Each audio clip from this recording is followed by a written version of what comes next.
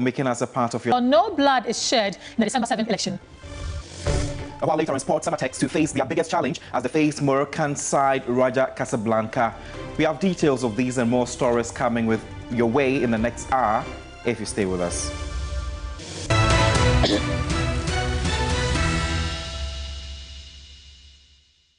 Many thanks for joining us. The bulletin starts right here, right now, with the Election Command Center.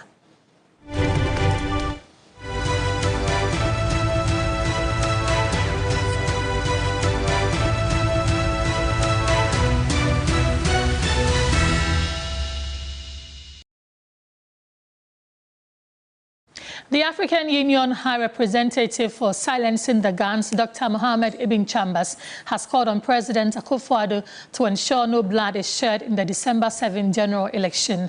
Dr. Ibn Chambers was delivering his speech at the maiden edition of the Diplomatic Annex in Accra. It is not too late to work to win the trust and confidence of all parties and stakeholders in the electoral process. Specifically, ensuring the publication of polling station results on the website of the Electoral Commission is one measure that will greatly advance and enhance the credibility and transparency of the process.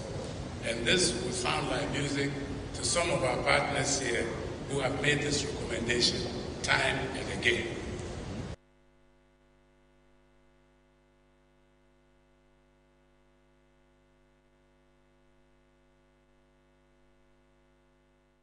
Pressure is mounting on the Electoral Commission to allow for an independent audit of the voter register, although the Commission says issues identified by the National Democratic Congress have been addressed. The NDC is planning a nationwide demonstration against the Electoral Commission on Tuesday, September 17, but the Commission wants the party to further engage on the issues. Meanwhile, the Commission is being urged to build public trust in its operations with less than 3 months until the general election. Here's a news desk report. On Thursday, September 12, during a media briefing, Deputy Chairperson of the Electoral Commission, Samuel Tete, noted that the National Democratic Congress did not take an interest in the 2016 voter register. Perhaps this is the first time the NDC has taken interest in the register. Otherwise, one would have expected them to call for such an audit of the 2016 register, which contained photos of plants and animals representing voters. However, the NDC has rejected such claims. The comments by the Deputy Electoral Commission chairperson came after the NDC insisted it would protest to demand a forensic audit of the voter register. According to the NDC National Communications Officer, Sami Jemfi, the issues raised by the party are valid and must be addressed. Voter exhibition is not about detecting illegal voter transfers. Voter exhibition, check CI 91, primarily is for the purpose of giving voters the opportunity to check if their particulars on their voter ID cards have been accurately captured in the voters register. So they go, they show their voters ID card, they check if their names have been spelled correctly, if their details have been spelled correctly, and so on. That is what exhibition is about. No voter has the capacity to detect illegal transfers on the scale we have detected through a voter exhibition exercise. So when you hear the EC argue that, and the whole essence of voter exhibition is so that we can detect errors. And so what the NDC has found is not strange. They are lying to you. Because the errors we are talking about cannot be detected through voter exhibition. But the Director of Electoral Services at the Electoral Commission, Benjamin Barno-Bio, speaking on the key points, and says that the Commission has resolved or identified discrepancies. Since we started this registration exercise with this facility since 2020, we have not had such occurrence. I see. When this thing happened, then we realized the need for us to go for the liveliness check so that we can use that one to prevent anyone who want to use the photograph as was used to effect transfer. And currently we have done that, but we did not stop there. We went through all the transfer that has been made to ensure that nobody used the same path to effect the transfer, and we did not find any. Private legal practitioner Martin Pegbu argued that the Electoral Commission must allow an independent audit to safeguard the integrity of the electoral process. There must be an independent audit. These guys want to rig this election. So, they want to rig it and will not allow. Look, on Tuesday, Ghanaians pour out into the streets. Let's go and demonstrate. Isi can't take us for granted. Why? Are we kids? Adam Palmer, please. Step in. Yes, step in. Let's have that independent audit. Senior political science lecturer at the University of Ghana, Professor Ransford Jampo, stressed that the Commission must work to build public trust in its operations. If you don't trust these state institutions, then their work becomes difficult. We may not be able to, we don't have to always second guess, when we are dealing with them. And then if it comes to Electoral Commission, for instance, we must be mindful of the fact that without the kind of trust that state institutions and especially independent institutions like Electoral Commission are expected to have, if you don't get that trust, then we are in for chaos. If people don't trust the Electoral Commission, then that alone is a recipe for conflict. For Yawabina Samoa, spokesperson for independent presidential aspirant Alan Chemanton, the Electoral Commission must inform Ghanaians about the state of its data management system. The onus for growing trust rests squarely with the Electoral Commission. They have to satisfy political parties, entities, movements, independent, non-partisan candidates like Mr. Chemanton, that irrespective of your status, irrespective of the voter's status, they will have access, and the access will reflect the true desire of the people. The NDC has announced that its protests across the 16 regions will take place on Tuesday, September 17, aimed at pressuring the Electoral Commission to clean the voter register and ensure it is fit for purpose, guaranteeing a credible election on December 7. Let's go to the quarters of the NPP because its flag bearer, Dr. Mahmoud Bawumia, has continued his tour of the Greater Accra region with series of campaign events in the Trouble constituency. Dr. Bawumia spoke about his manifesto promises of creating jobs and promoting conducive environments for private sector to thrive. Serious guidance policies, bold solutions.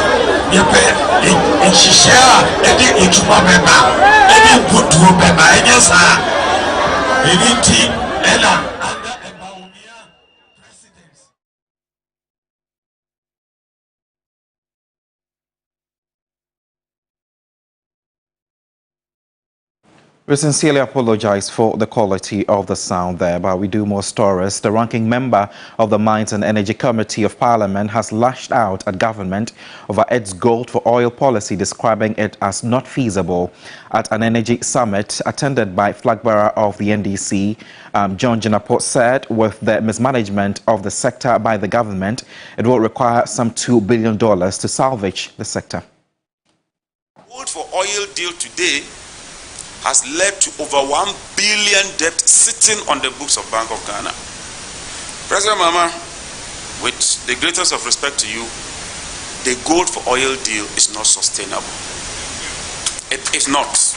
We've done all the analysis and we've done all the simulation, and we can tell you that it hasn't even met its objective. The currency has depreciated from about 10 to the cedi to the dollar. Today at 16. The 50% supply they promised, they cannot meet it. Inflation is gone through the roof. Monetary policy is gone through the roof. Unemployment is in double digits. Debt to GDP went above 100%, which meant that if we were to sell the whole Ghana, including all of us, we cannot even pay our debts. That is the level of decadence. That is the level of rot. The Bawumia-led economic management team is sunk Ghana. And when we go for international conferences, after you've delivered a speech or session like this, people come to you and they ask, what is happening in Ghana? The international community, they are very concerned about our current state. And a lot of them will tell you that they cannot wait to see the back of this government. Time now for us to go to the constituencies with Constituency Watch.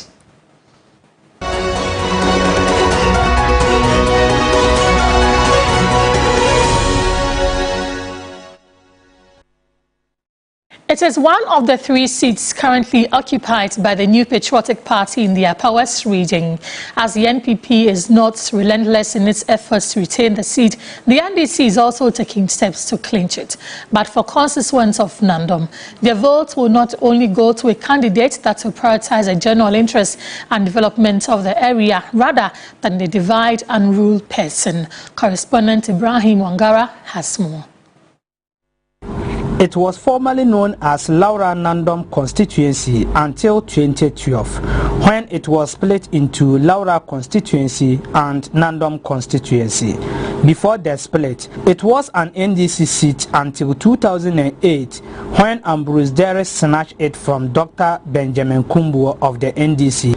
In 2012, Dr. Benjamin Kumbuo won the seat again when Bizieden and the DFP rejoined the NDC. In 2016, Dr. Kumbuo did not contest again. Richard Kuira, who represented the NDC, lost to Ambrose Derry. Ambrose Derry retained the seat again in 2020. The Nandom constituency is bounded to the north and west by the Republic of Burkina Faso. It is constituted by 88 communities with 86% of the inhabitants living in rural areas. Its closeness to Burkina Faso offers it a strategic location for international interactions and exchanges. The incumbent MP and former Interior Minister Ambrose Derry, who is seeking a third-term bid, is expected to lock horns with his main contender from the NDC, Richard Kuira, again. It must also be noted that the NDC has always won in the presidential elections. It's yet another election year, and the voters have this to say. Nandom road dualization is one of the many facades, but we are happy Nandom people have come to terms with the kind of people we are dealing with as a political party. They have always thought that at least all that they need during election is to come and splash money. To the extent we have an MP who has now transmogrified himself into a human ATM machine. If you touch him, money flows. I feel like voting for John Mahama. We voted for Nana Akufo-Addo and we are facing difficulties, so we must change to a different person. My decision to change is based on educational issues, graduate unemployment, the high cost of food prices, and the recent serial killings. The MP has done his best, but it's not enough. People like me do not benefit anything from it. We are discerning and we can decipher the truth from lies. So, thank God, voting time is almost due, and then I don't know what they will come and say again, because where we have reached, there is nothing that can be done again. But we will show them the exit this coming elections. As a constituency where the majority of the people are engaged in agriculture and trading, with most households involved in crop farming and the rearing of animals, the decision to give Ambrose Derry the chance to represent them or change for Richard Kuira is solely reserved for them come December 7. Ibrahim Wangara, TV3 News, Nandom Constituency, Upper West. Back to the capital and on your election command center, the National Democratic Congress flag bearer, John Dramani Mahama, is commencing a 2-day campaign of the Greater Accra region this afternoon. This will be the second of the 3 legs of his Greater Accra campaign. My colleague Komla Kluche, who has been the man on the grounds, is joining me with details on the back of this. Komla, thank you for your time. Which constituencies will John Dramani Mahama be visiting, and where are you at the moment?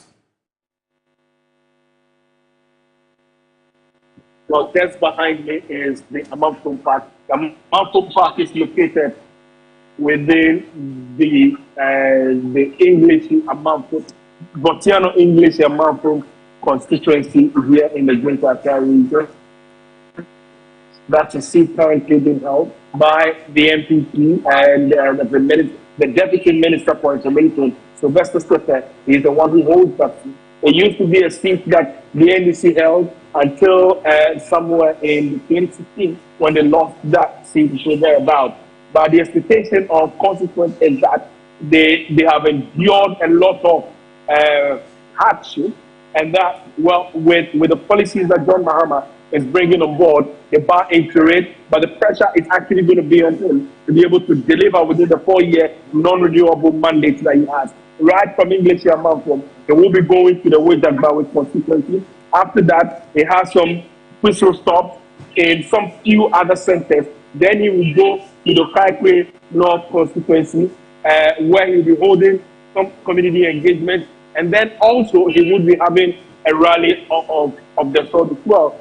And a lot of the people are expectant because, yes, this is, like you did indicate, it's not the first time. He's had the first leg already in the second leg, but we do not have details of what the third leg will be like. But for 2 days, we will be in the Greater Accra region. Mind you, John Mahama has been traversing the length and breadth of the country.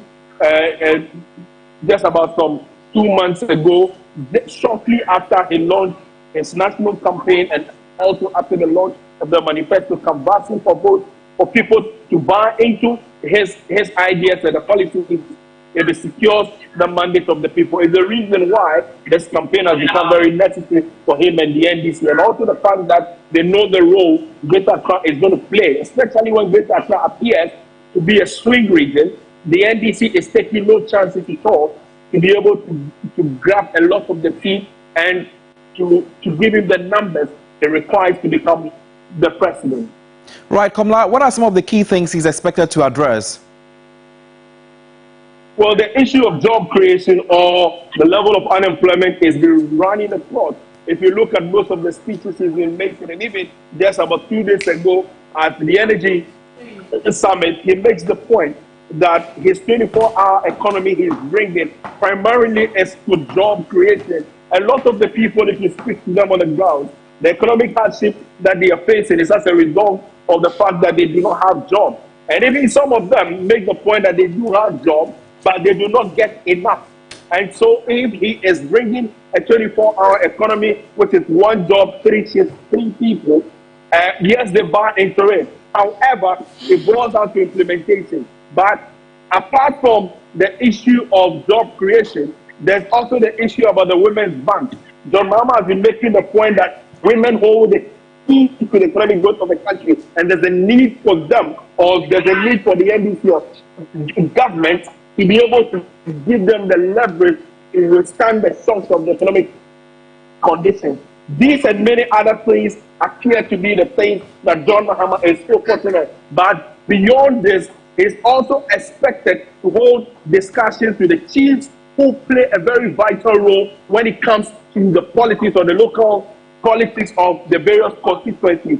The problems or the challenges that the chiefs people face, he firsthand would want to also respond to some of those comments that the chiefs do make as well. That is very, very well noted. My colleague Komla Kluche is with the flag bearer of the NDC whilst he tours some constituencies in the Greater Accra region. I'll definitely keep following to get to know exactly what the flag bearer will be saying. Let's bring back that story from the quarters of the NPP, where its flag bearer, Dr. Mahmoud Bawumia, has continued his tour of the Greater Accra region with a series of campaign events in the troubled constituency. Dr. Bawumia spoke about his manifesto promises of creating jobs and promoting conducive environment for private sector to thrive. You have serious-minded policies. You have bold solutions. You have in Shishia, any Ijumabema, any Putumema, any Sa, any team, under a Bawumia presidency. In Shishia, many Bang, any Shishia, any Amutopema, any Putumema, any Ijumabema. Many in Shishia, Fofro Eba, Yamiado. I share no, the electricity bill, no, and the bus, I'm a kind of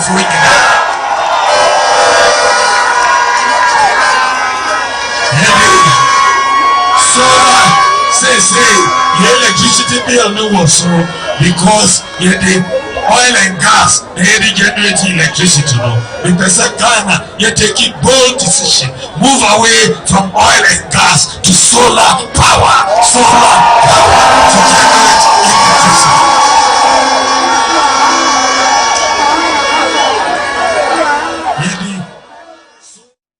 The Speaker of Parliament, Alban Babing, has expressed concern over what he calls inexperienced people being given high leadership positions to the detriment of Ghana's development. The comment follows the wide condemnation of the statement by Agriculture Minister Brian Achampong that the NPP will not hand over power to the NDC after the December polls. In an exclusive interview with TV3, Alban Babing said comments like that come from inexperienced people whose actions are working against Ghana's development. Brian Achampong is scarcely in Parliament. You see, that is another thing that we have to do. You see, political leadership is a different ball game. You just don't trust untried and untested hands straight from birth into leadership position. How do you mean? Have to be groomed. They have to be tutored. They have to be mentored. They have to grow to it. They must have hands-on experience. And so the system we are running is a system that is damaging the growth of this country. Brian doesn't have the experience. Where? In politics? Zero. He just elected as a member of parliament and is made a cabinet minister. He has no knowledge about the public sector, about governance, about politics, and he is now going to lead the whole sector. He has never handled such power before, and therefore they think that they are the alpha and the omega. So you think that's what's influencing how he's behaving? Not only him, a number of our people in politics now. You know, as they grow, they will learn that what they did were wrong. And they were really undermining their own authority and relevance. Won't it be too late? Very late. And that's one of the causes of our underdevelopment. You're still tuning to the program here on TV3 Live on DSTV, channel 279.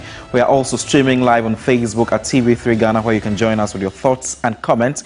We are going for a quick commercial break. My name is Godwin Asediba. I'm Grace Hammoah Agyemang. Stay with us. Thank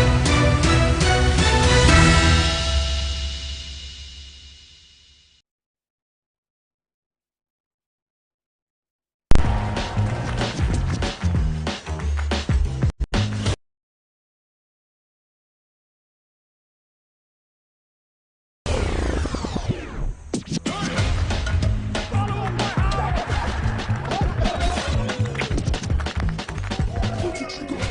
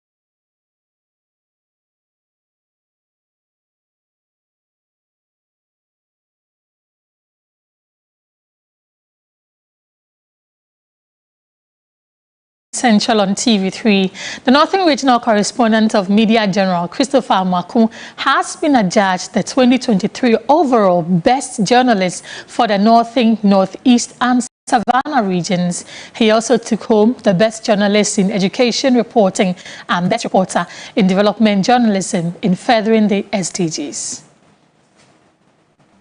The 4th edition of the Northern Regional Ghana Journalists Association GJA Award Scheme was under the theme Ensuring Violence-Free Elections, the Role of the Media.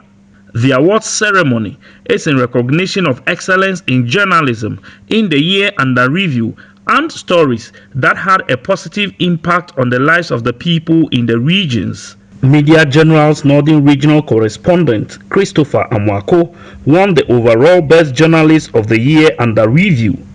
He also won the Best Education Reporter for a 3rd consecutive time and the Best Reporter in Furthering the Sustainable Development Goals (SDGs). Northern Regional Chairman of the GJA, Yakubu Abdul-Majid, urged journalists in the region to remain objective despite the financial constraints. He appealed to media owners to support journalists deliver on their work.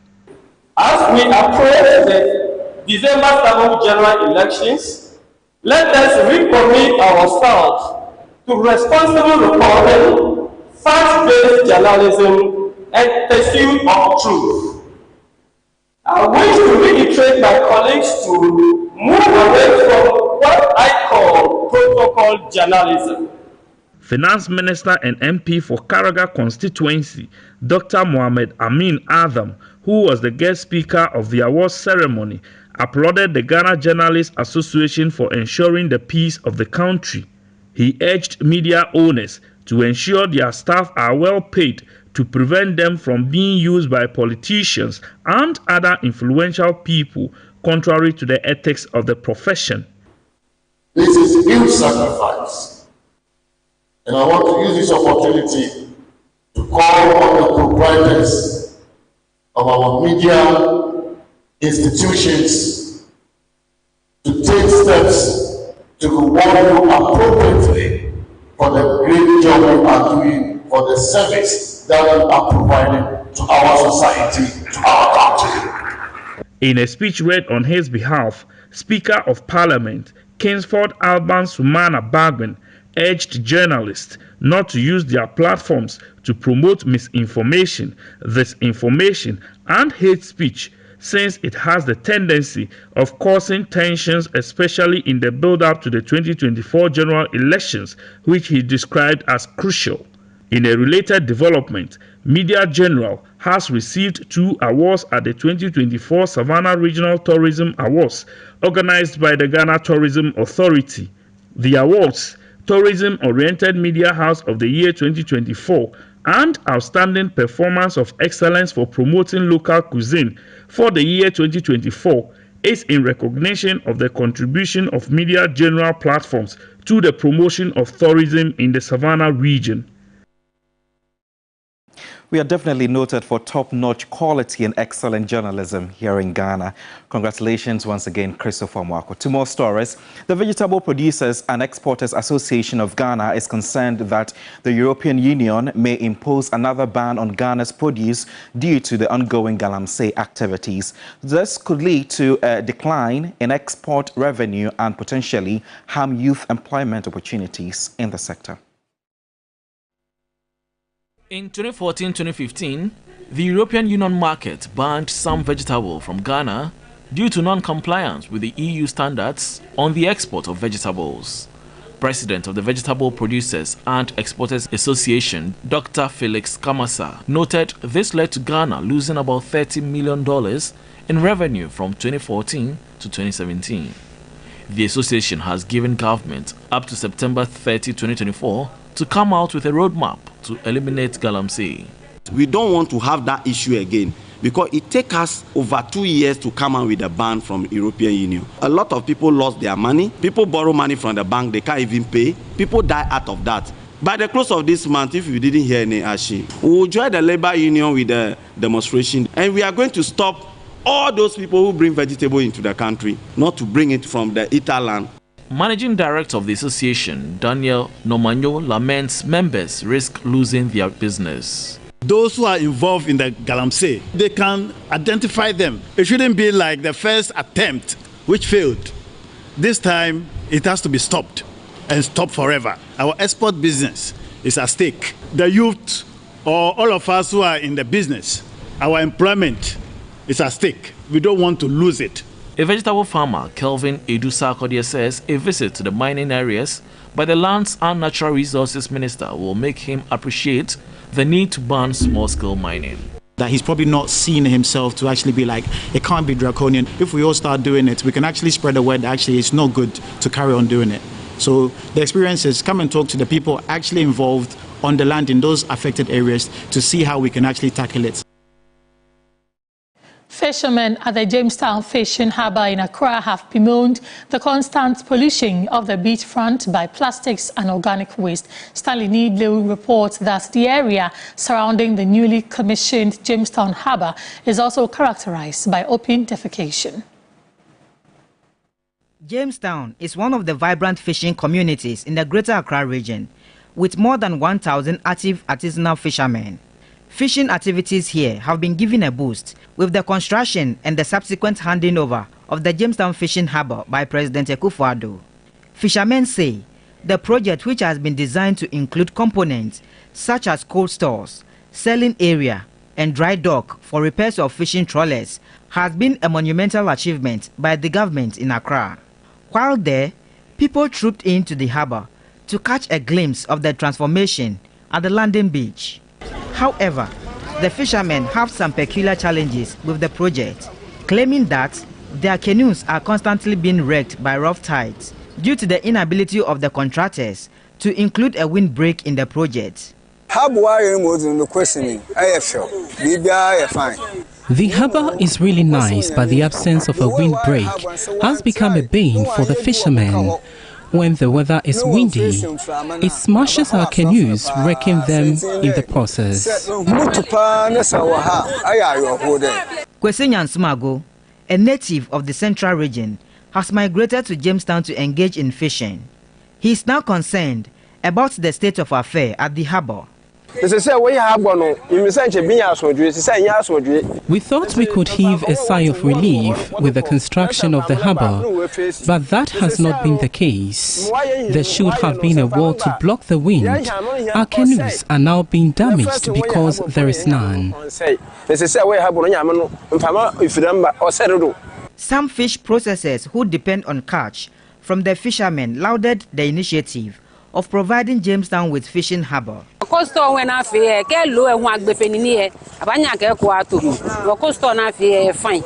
construction of the cold store will really help us in these times of bumper catch, and it will serve customers in times of scarcity. One would have expected that, as a new fishing harbor, the environment should have been kept clean, but prevailing situation there leaves much to be desired.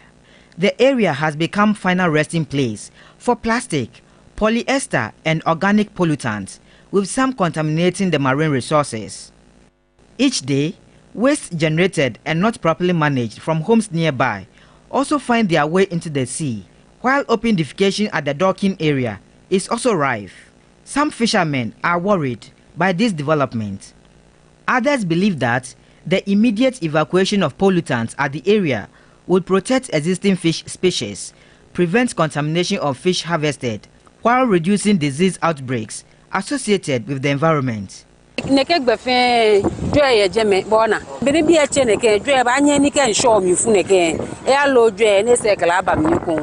are garbage all over. The high tides could wash them into the ocean. People must be engaged to clean the harbor so that good sanitary conditions can be maintained. But until then, Navy officers stationed at the Jamestown Harbor will have to be strict in enforcing compliance regarding good sanitary practices. Stanley Niblew, TV3 News, Jamestown, Accra. The Ghana Navy observed the 11th Memorial Day anniversary and the 34th anniversary of the bombing of the Ghana Navy ship GNS Ugaga in Liberia on September 14, 1990. The event was held at the Secondary Navy Base Ceremonial Jetty. The flag officer commanding Western Naval Command, Commodore Emmanuel Agyemang, urged personnel to renew their pledge to continue the legacy of their predecessors, ensuring their sacrifices were not in vain. The Ghana Navy has designated September 14 as an annual commemoration of the lives and achievements of fallen comrades who were assigned to end the civil war in Liberia in 1990. The ceremony honors the memory of the brave men and women who have made the ultimate sacrifice in their service to the nation.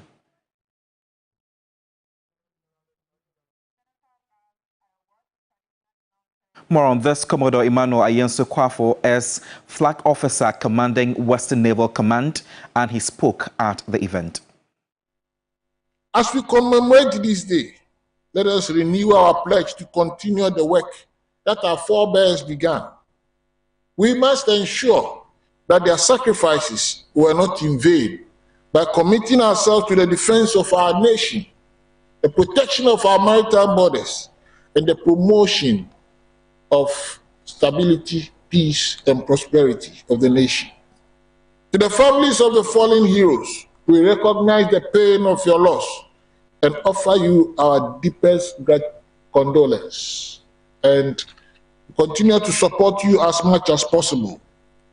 The service of your loved ones will never be forgotten. Their legacy continues to inspire future generations. And Ghana's Foreign Minister Shirley Ayokobotre has hailed growing bilateral relations between Ghana and Austria, indicating that both countries can depend on each other for stronger future ties. According to the minister, the signing of 2 new memoranda of understanding between the 2 countries will further boost trade, education, and develop cooperation. Ghana and Austria have had long-standing relations since the 1960s, with both countries looking to increase economic partnerships between themselves at various levels. Minister for Foreign Affairs and Regional Integration, Shirley Ayokobotre, speaking during a courtesy call on her by the Austrian Foreign Minister, His Excellency Alexander Schallenberg, noted that Ghana serves as a key partner in doing business in Africa. Trade and investment set the bedrock of our economic relations. However, economic engagements and growth in overall bilateral trade remains low, notwithstanding the many years of cooperation between Ghana and Austria.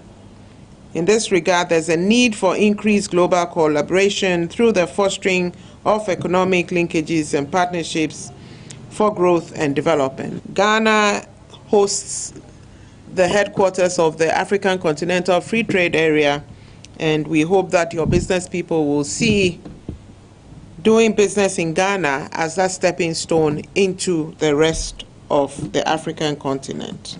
Austria, which has just opened an embassy in Ghana, is looking forward to greater collaboration between both countries at different levels of cooperation. This partnership is for us essential, and in this, if we look at that, Accra, Ghana is a logical partner. You are a beacon of stability, you're a beacon of democracy. And you mentioned beforehand, when we discussed in our 4-eyed meeting, the Russian war of aggression, situation in the Middle East, ECOWAS, international multilateral developments, we have common approaches based on the rule of law, based on international law, based on democracy and common values. And I believe this is something which goes a very far way. We focus on education now. Ghanaian students have been urged to explore opportunities in higher learning institutions in the U.S. At the 2-day college fair by Education USA in Accra, representatives from 60 colleges and universities in the U.S. provided enrollment and application assistance to students. Among sub-Saharan African countries, Ghana sends the second highest number of students to the US. Ghana also now ranks 18th in the world for countries sending students to the United States for graduate programs. This year's Education USA College Fair hosted students across the country to enable them to meet admission representatives from the US to help them pursue educational opportunities in the States. I've been to Calvin University, I've been to University of Oregon, I've been to Virginia. Well, I'm here to explore, learn, and also make the best of it. Engineering. So yeah, I found quite a number of schools that pique my interest in terms of that. With the knowledge that I'm going to acquire, I'm going to inform others and use my knowledge to employ people, help people start their own businesses in the future, and just things like that. The Minister of Education, Dr. Yaosedu urged the students to leverage all platforms available to them at the fair to benefit from world-class learning experiences. But America is one of the greatest nations to have higher education in. They will challenge you, they will make you a critical thinker, and I hope that they will come back to Ghana after the education to contribute their quota toward the transformation of the country. The United States remains the top destination for international education, with over 948,000 students enrolled. Ambassador to Ghana, Virginia Palmer, assured prospective students of the embassy's support as it is poised to help drive increased international student diversity. Well, the Education USA advisors helped Ghanaian students over the past year get $9 million US. I think it's 141 million CDs in scholarships, for example. So it's out there, and sometimes you will need to look for a university that has an offer that's a good one for you, and I encourage you to do some negotiation too. A 2023 Open Doors report revealed that more than 6,400 Ghanaian students studied in the United States in the last academic year, representing more than a 30% increase over the previous year. Ikea Ofriwadakon, TV3 News. Grab the opportunity when you can. You're still tuned into Weekend Central here on TV3 with me, Godwin Asediba. We are taking another break and we will be back shortly. Please don't go anywhere.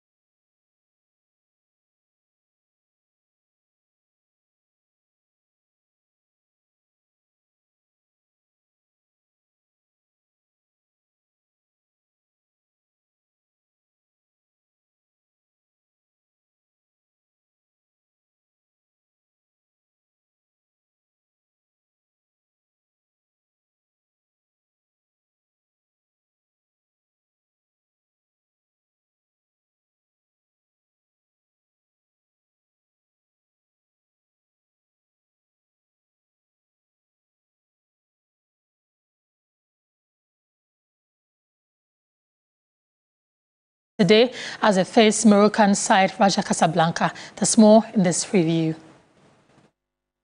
In just 3 years, Samartex have risen from the second tier to Ghana Premier League champions, and now they are set for their biggest test yet. On Sunday, they will face African giants and three-time CAF Champions League winners Raja Casablanca, with a spot in the group stage on the line. The first leg will be played at the Accra Sports Stadium, with a return match in Morocco. Samartex, making their debut in the Champions League, have already impressed by knocking out Cameroon's Victoria United in the previous round. Despite being the underdogs, head coach Nuruddin Amadou remains confident, vowing to give the experienced opponent a tough fight. We know that it's going to be a very difficult hurdle, but notwithstanding, we are ready, we are motivated, we will go all out. What is happy about my team is that we are not conceding, and so that is good. We need to continue to work out, see how we utilize our few chances, and so that is what we are going to do come next week. We don't have any defenders, no pressure on us. We are a young club. We've also made our debut, and we are going to continue to work hard. It's not a must that we will get somewhere, but we are trying our best to at least get to the money zone. This has Dreams FC date and then Mediama. We don't have any target this season, because this season we anticipate a very, very competitive league, and we'll take match after match, because now we are forced to reckon with the last year they didn't take us to be any force, but now, so that is going to be very challenging for us. But that notwithstanding, hopefully we will try to see how best we can go this season also. Samartex General Manager Ed Monaka has called the clash a David versus Goliath encounter, acknowledging the gap in experience between the two teams. We have a plan, we have a project, and we are still on course. They should expect more from us. I've been telling them, I said, look, no pressure. They are just like you. Any opposition, I told them, I've been telling them, they are just like you. There's no pressure in football. What we have learned is what we are going to showcase to the rest of the world. It is not a matter of pressure. We are under no pressure. It's a work in progress. We are improving match after match. But the Timber Giants are eager to make their mark on the African stage. Raja Casablanca's rich history makes them a formidable force, but Samartex's domestic success and growing confidence could set up a thrilling contest as they look to extend their fairy tale run in the competition. Time for some entertainment news. It's less than 3 months to the general election, and lovers of political campaign songs have yet to hear from the man whose name has become synonymous with campaign songs, Michael Adangba. Well, the Taka Tika composer has been struggling with a heart disease and had to undergo a life-saving heart surgery. Adangba, who is now recovering, has been opening up to 3 Entertainment about his experience. Let's take a look.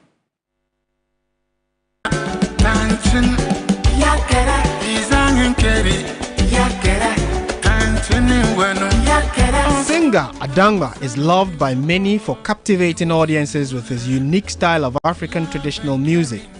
Others admired him for his political campaign songs. This is chapter 2 for a better Ghana.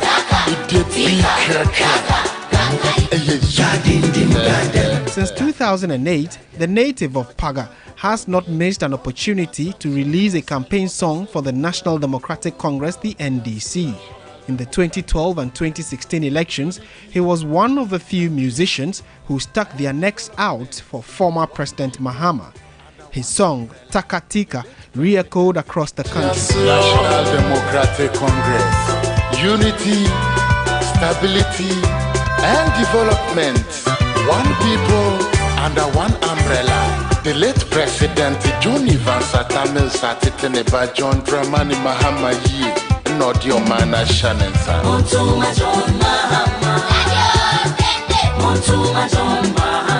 But it has been a rough couple of years for the singer following a diagnosis by a cardiologist that he had a heart disease. They found out that the heart is damaged completely.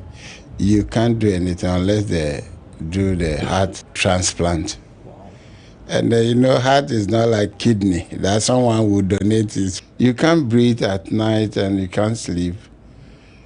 Nothing is going on in your life, you know. You don't even feel living. Already the doctor told you your heart is so weak. So you know that I'm going. And then I was praying in my mind that God should save me. The condition, according to medical experts, increased his risk for heart failure. This necessitated urgent surgery. They had to put a device here, my chest, into the heart to help the heart to pump. So that's what they did. Ibrahim Mahama sponsored me to South Africa to do the surgery. And if it's not like that, I will come and cry to the public because this kind of amount, I wouldn't be able to raise it. Apart from God, He gave me a second chance to live again. It's 3 months to elections. Will Agyemang drop another campaign song for the NDC? I'm a full NDC member. I like NDC. The songs NDC had, there are plenty. You can't be doing songs every year. There's nothing changed. We haven't, changed the candidate. And they have songs plenty. So I wasn't feel fine to, and I'm not strong like that to do campaign songs. After surviving the procedure at a private health facility in Johannesburg, South Africa, Michael Agyemang composed the song Mapeneso, acknowledging that without God, he would not be alive.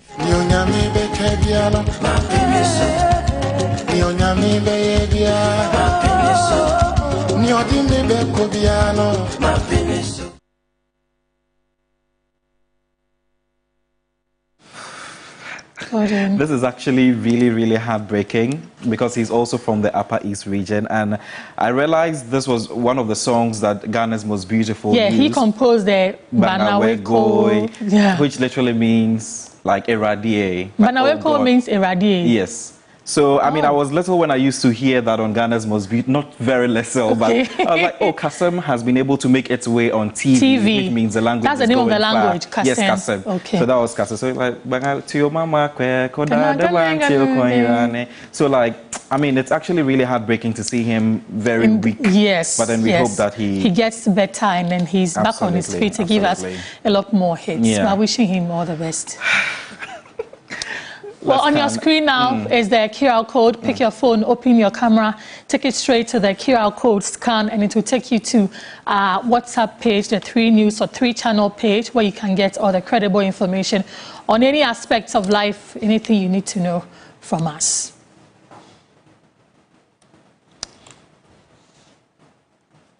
Did the producer well, just talking about GMB, GMB is happening tonight, and so don't miss out. It's early at 8 p.m. after News 360. The theme for this week is All Africa. So you want to see what the ladies are bringing you this evening. Do you have a favorite yet?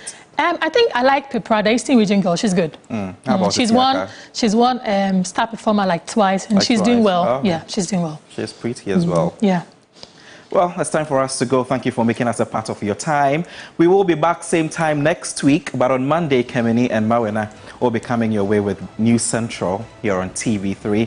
We have more programming for you, so make sure you stick and stay with us here on TV3, the best in the country and also excellent in journalism. Congratulations to Christopher again. Yes. And to all the other winners in the awards. They did well. All right. My name is Grace Hammoah Agyemang. I am Godwin Asediba. See you later. Bye.